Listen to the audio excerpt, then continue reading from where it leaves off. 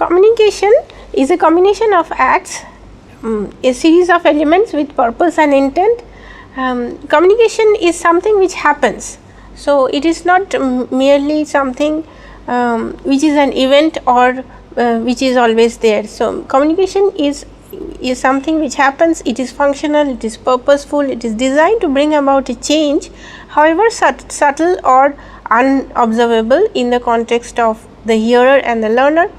Communicative language teaching has brought new roles for the teacher and the learner, where the student learns from cooperative learning rather than individualistic learning. They work in pairs and groups rather than relying on the teacher. The teacher has the role of a facilitator and a monitor, and the learners take responsibilities for their own learning. So, which of the following statements, as you see on the slide, do you think are related to communicative language teaching? Number 1, people learn a language best when using it to do things rather than studying how language works and practicing rules. So, the focus is from practice to use.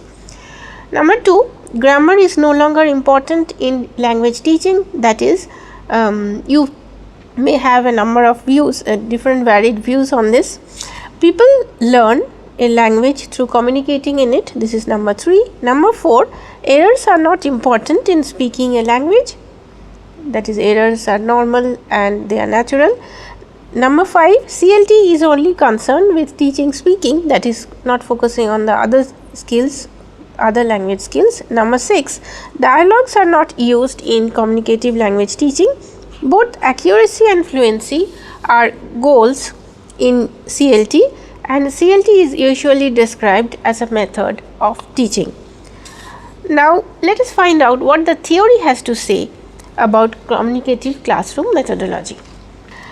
According to Canal and Swain 1980, with respect to teaching methodology, it is crucial that classroom activities reflect in the most optimally direct manner those communication activities that the learner is most likely to engage in.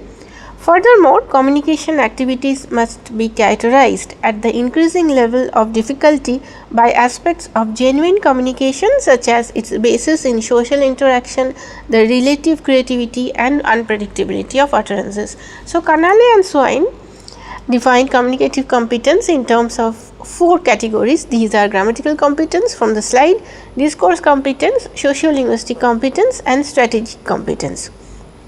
However, this model of communicative competence had undergone many modifications over the years. For example, Lyle Bachman's 1990 schematization of language competence captures the modification. The sociolinguistic competence of Canal and Swain has been broken down into 2 pragmatic categories. So, we have pragmatic competence here.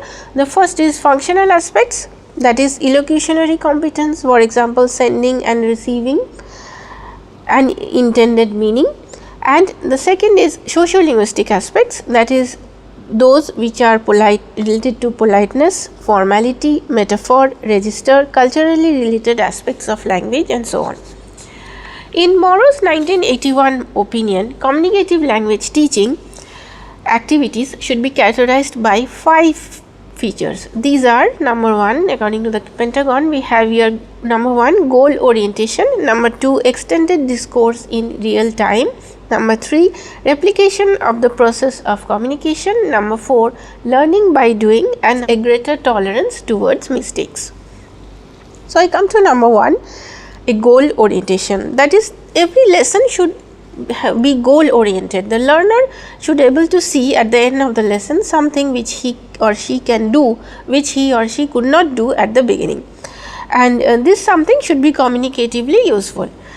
Extended discourse in real time, so that is the ability to deal with strings of sentences and ideas in oral communication or in oral modes. So, these are speaking and listening, and at the same time processing these skills in formal classroom situation. Number 3 is replication of the process of communication. These are of 3 categories: an information gap, choice and feedback.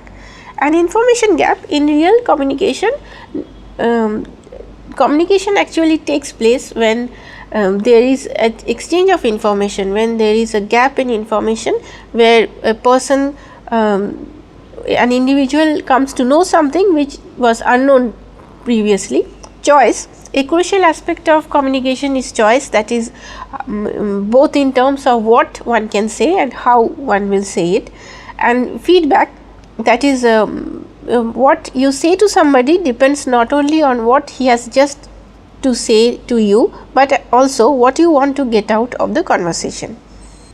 Number 4, learning to a large extent is the learner's responsibility. So, the teacher can help, the teachers can advise, the teachers can teach, but only the learners can learn. A greater tolerance towards mistakes.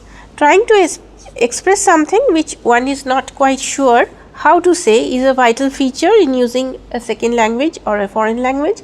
Next I come to Littlewood. So, William Littlewood in 1981 stated a communicative methodology comprising of pre-communicative activities followed by communicative activities, and the pre-communicative activities give the learner fluent control over linguistic forms, so that the lower level processes will be capable of canfolding automatically in response to higher level decisions based on meanings. According to this theory, the communicative activities increase the learner's skill in starting from, according to the slide, in unintended meaning, selecting suitable language forms from his repertoire, that is verbal repertoire, and producing them fluently. Traditionally, the teacher's role was to determine and correct all the language work in the classroom. In communicative methodology, the teachers need to design communicative activities, and the emphasis on course design the emphasis of the course design today is such that the course is tailored to the needs of the learners, and for this the teacher undertake the role of needs analyst in determining the most appropriate course for the learners and the methodology for the learners as well. So, learners need to be active in the classroom, working in groups and pairs, accepting the responsibility for their own learning. According to Breen and Cantin 1980, the role of the learner is a negotiator between the self, between the learning process and the object of learning, which emerges from and interacts with the role of the joint negotiator within the group and within the classroom procedures and activities which the group undertakes. So, the implication for the learner is that the learner should contribute as much as the learner gains, and thereby the learner is an independent, the learning is done in an independent way. So, teachers and learners are co-participants in the classroom. Learners are fully involved in the negotiation of course content and methodology. So, Bryan 1981 placed the responsibility for creating natural language use to the materials written. That from the slide we see nature of materials can be classified into two categories, that is design and realization.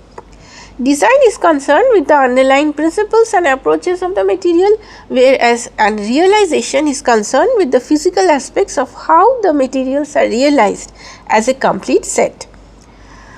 Next, I come to communicative language teaching and second language learning and the core assumptions. So, I come to 10 core assumptions, and from the chart you can see the assumptions are interactive opportunities, number 1, number 2, effective classroom tasks and exercises, number 3, meaningful communication, number 4, use of several language skills, number 5, inductive or discovery learning, number 6, creative use of language, number 7, learner developed routes to language learning, number 8, use of effective learning and communication strategies, number 9, roles of the teacher, and number 10, learning through collaboration and sharing.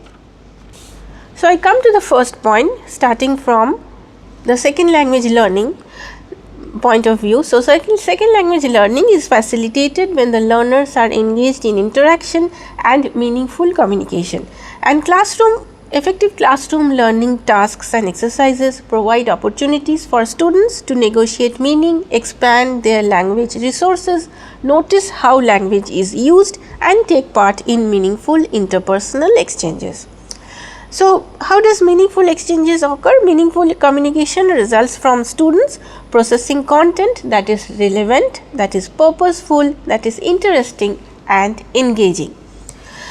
So, communication is a holistic process that often calls for multiple skills, use and processing of multiple skills and modalities. So, this is not, so communicative language teaching is not related to communicative language skills is not related with speaking only, it involves all the language skills at the same time. Number 5, language learning is facilitated by activities that involve inductive or discovery learning of underlying rules of language use and organization, as well as those involving language analysis and reflection. So, this is language use and organization of rules. One can go for inductive, for example, in teaching grammar through the inductive process. Discovery learning, that is analyzing language, that is the linguistic analysis and reflection at the same time. Number 6, language learning is a gradual process, that is it involves creative use of language and trial and error. Although errors are normal product of learning, the ultimate goal of learning is to be able to use the new language both accurately and fluently. So, CLT includes both accuracy and fluency. Number 7, learners develop their own routes to language learning. So, and they progress at different rates and have different needs and motivations for language learning. So, if you are conducting a multi-level class and you are worried whether you can use CLT with the class, so you should not be, because CLT suggests that learners develop their own routes of learning. Number 8, successful language learning involves the use of effective learning and communication strategies which the learners should develop. The teachers can help the students develop learning strategies. Number 9, the role of the teacher in the classroom is that of a facilitator who creates a classroom climate conducive to language learning and provide opportunities for students to use and practice the language and to reflect on the language use and learning. Language learning. So, students learn to use and practice as well as reflect on language learning and reflect on their practice. Number 10, the classroom is a community where learners learn through collaboration and sharing. So, this is not individualistic learning, this is a cooperative learning. The purpose of this talk was to provide you an introduction to communicative language teaching and an introduction to its methodology, to describe the methodological principles which facilitate the language learning process. Communicative language teaching's goal is to promote the development of real life language skills by engaging the learner in contextual, meaningful and communicative oriented learning tasks. It is an open-ended approach and it allows great deal of flexibility which makes it adaptable to the learner and the learning process. Thank you for listening.